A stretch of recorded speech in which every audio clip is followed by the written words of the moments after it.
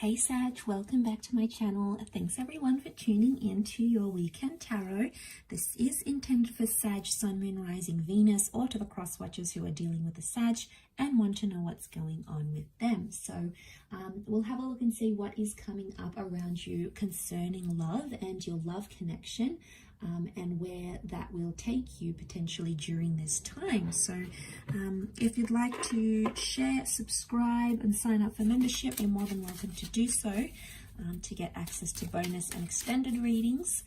Drop a like if you enjoy this content, that would be very much appreciated. Otherwise, Sag, let's see what's going on here for you. Okay. Not really in view, are they? Let's push them down a bit.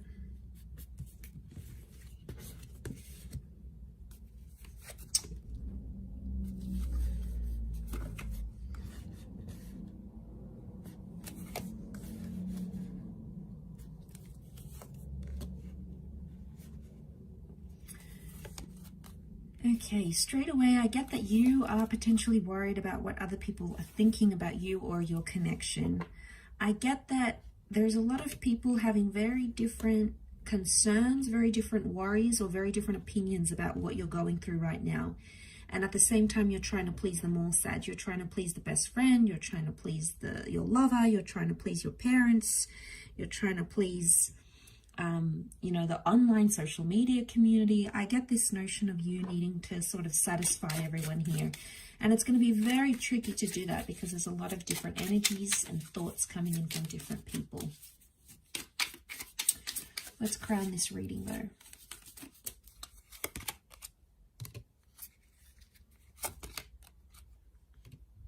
All right, you're living with a lot of anxiety here.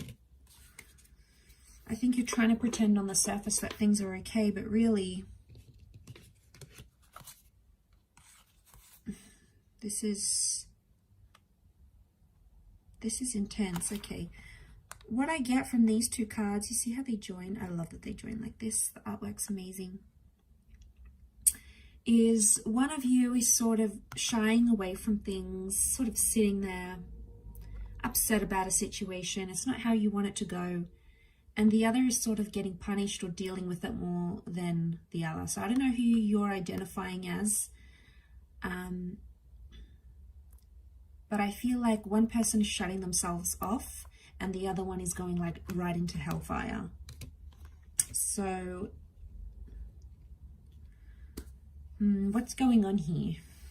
What do we have? We've got a Two of Cups connection. So the two of you are obviously attracted and drawn to each other. You know who this person is, but it's like you have to jump through hoops to get to them. For some reason, it seems more challenging than you want it to be, or it is more challenging than you thought it would be getting to this person. You've got a lot more hurdles coming your way. You're trying to please the situation from all different angles, but there's a lot happening here. It's almost like it's taking a lot of you just to be with this person. You know, like maybe they have a lot of things that you're worried about. Maybe they follow too many people on social media. They're getting a lot of different attention. Maybe their line of work puts them in with a lot of different people. Maybe they're still best friends with their ex. It's something, it's always something I feel with this person, and it prevents you guys from moving forward. There is a connection here. So it's coming up as a Two of Cups, often the twin flame, a soulmate vibe, right? And the King of Cups, it says to me, there's potential for the two of you to fall in love or already be in love. But I feel like you're distracted for the most part of building that connection and falling in love and falling as naturally and as neutrally as you would, because there's just so many other things that keep popping right up. So I get that. I can relate, because I get if you're, especially if there's jealousy.